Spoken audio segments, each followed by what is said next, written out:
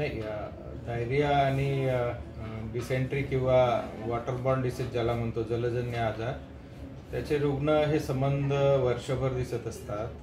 मात्र पावसाळ्यामध्ये त्याचं प्रमाण काहीसं वाढत असते. याच्यासाठी अनेक कारणं आहेत.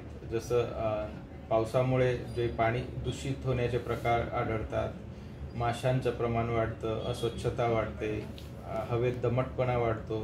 ह्या सगळ्या गोष्टीमुळे अन्न व पाणी दूषित होण्याचे प्रमाण वाढत असल्यामुळे या काळामध्ये हे आजार वाढण्याची शक्यता जास्त असते. या महानगरपालिकेतर्फे जलजन्य आजार प्रतिबंध व नियंत्रण उपाययोजना ही राबविण्यात येते आणि याच्यामध्ये आपल्या महानगरपालिकेच्या नळावाटे जो पाणी पुरवठा होतो त्या पाणी पुरवठ्याची गुणवत्ता तपासली जाते. त्याचे वॉटर सॅम्पल जवळपास अंदाजे 1,500 ते 2,000च्या जवळपास आपण पाण्याचे नमुने घेतो आणि त्याची तपासणी करतो. आमच्या 10 झोनमध्ये आमची टीम, साथरोगाची पण टीम या बाबतीत नेहमी काम करत असते. त्याच्यामध्ये कार्यक्षेत्रामध्ये जाऊन जे नळाचे पाणी असते त्याची OT टेस्ट, ज्याच्यामध्ये क्लोरीनचं प्रमाण आहे की नाही हे पाहणं. क्लोरीनचं प्रमाण मिळत नसेल तर असे नमुने हे अणुजैविक तपासणीसाठी प्रयोगशाळेत पाठवणं. त्याच्यानंतर घरोघरी जाऊन जलजन्य आजाराचे रुग्ण आहेत का हे तपासणं त्या भागामध्ये. त्याच्यानंतर जनजागृती करणं. त्याच्यासाठी आम्ही हस्तपत्रके, पॉम्पलेट हे सुद्धाची छपाई केलेली आहे.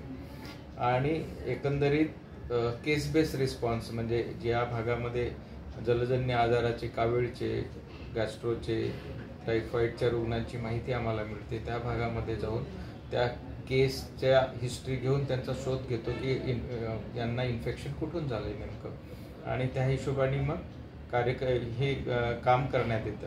याच्यामध्ये असं दिसून आलं आहे की आपल्या शहरांमध्ये जे उघड्यावर विकणारे अन्नपदार्थ आहेत किंवा फास्ट फूडवाले ठेले आहेत, हटठेले आहेत, याच्यामध्ये जे पाणी पिण्यासाठी वापरण्यात येतं किंवा अन्नाची जी हाताळणी होते याच्यामधून मोठ्या प्रमाणात इन्फेक्शन होत आहे.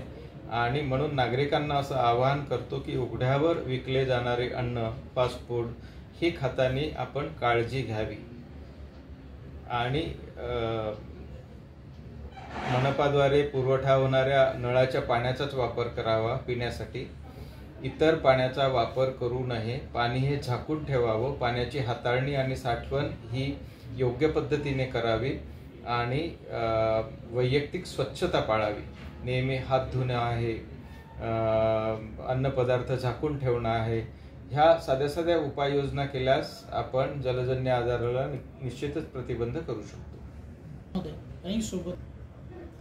पावसाळ्याच्या दिवसामध्ये जलजन्य आजारासोबत कीटकजन्य आजार आहे त्याचाही खूप मोठा धोका असतो, ज्यामध्ये dengue, malaria, scruff typhus, leptospirosis असे अनेक कीटकजन्य आजार या काळामध्ये होतात.